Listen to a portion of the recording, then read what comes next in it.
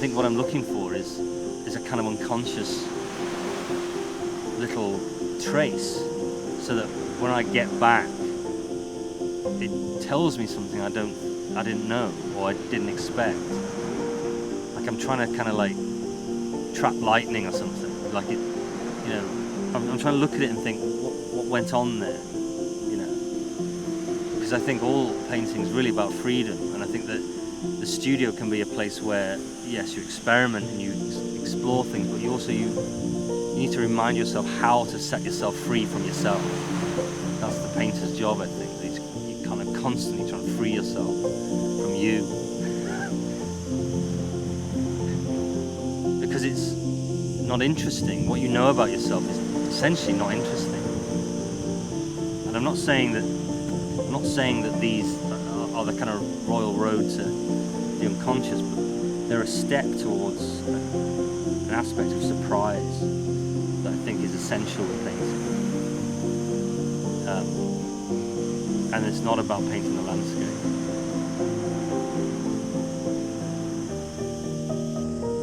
And you know, like, why does a brush mark suddenly look like light on water or a leaf, or you know, what's happening in materials for that to be the case, and what do you do to sort of change direction with the painting, like when, you know, it becomes flesh or it becomes bone or animal or water? Like, what are you doing? Is it just the color, or is it something else? Is that something else that I'm trying to paint, really? There's something else that connects all of it, you know, because in myth, like if you think about classical myth, you know, the body in classical myth is an idea. It's not really a being, and there's no pictures. I mean, you can see ancient vases and paintings and engravings, all this stuff. There's lots of pictorial evidence for like what people are thinking about these figures, but you know, it's one of the only things I can think of where you can think of a being and a life, but without there being a portrait. There's no real singular perspective on that person. They're a kind of gateway or a basket. They're a woven system through which meanings can flow, and their form changes, and they're you know, they move in time and space and in elements in ways that are impossible anywhere other than the mind. So I always find that I kind of go back to classical figures in a sense, like they always open up the possibility of painting. They always make me feel like the painting is possible. It's funny, the earliest paintings I made were of the sea as a sort of teenager. Like, it wasn't here, obviously, I was in Wales, and it's kind of, I sort of went on the rocks with emulsion, black acrylic and white emulsion painting pots, and just responded. And until then, I was trying to paint like Lucian Freud, I think. I was trying to do self-portraits in this sort of very observational way. And I think the big thing about painting is that you eventually learn your temperament, and it takes a long time. But you start with emulation, of course, like in anything, and then you're just trying to find what feels right. You're trying to find like the energy and the movement that feel like natural speeds for your thinking and your moving.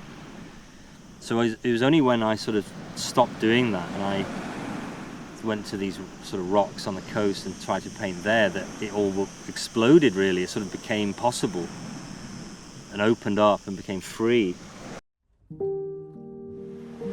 In terms of the flexibility of the medium, like the things I like to look at move from the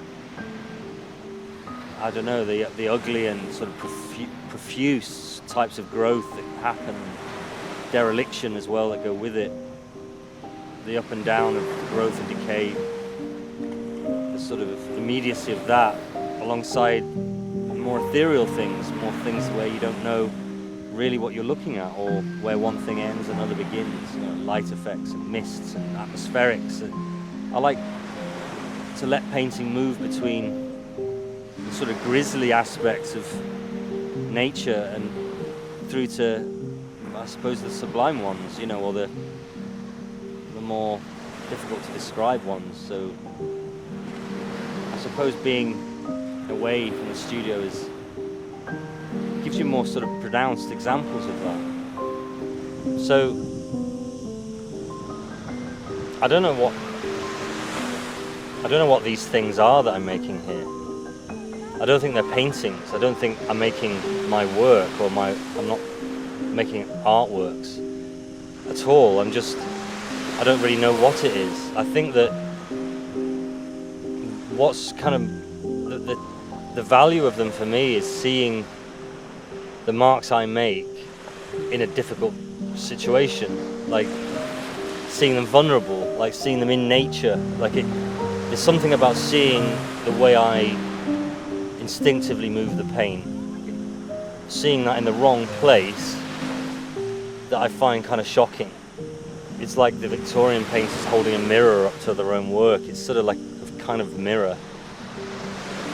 And I can say, oh look, it's funny, you always do this, or you always do that. Like, why do you always say that in the painting? Like, even here, it's fascinates me that. Like, what is it? Where's it coming from?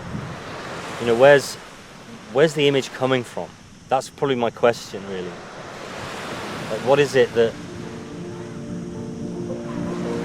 stays the same? Is there an archetypal handwriting that I can't get away from? And how do I boil it down to that? How do I sort of extract that handwriting? That's the thing I'm interested in. Like, what is it? You know, like, you know, because the picture in a way is so many wasted words somehow, that I'm trying to think about what's behind the words. Like, if you think, you know, if a poet's job is to provide some words and the reader's job is to supply the meaning, then I want to know what the words are. You know, in a way, for a while I felt like the image is just an obstacle to the painting. So it's like trying to let that idea of painting free. What is it? Set it loose in a way, like, and look at it.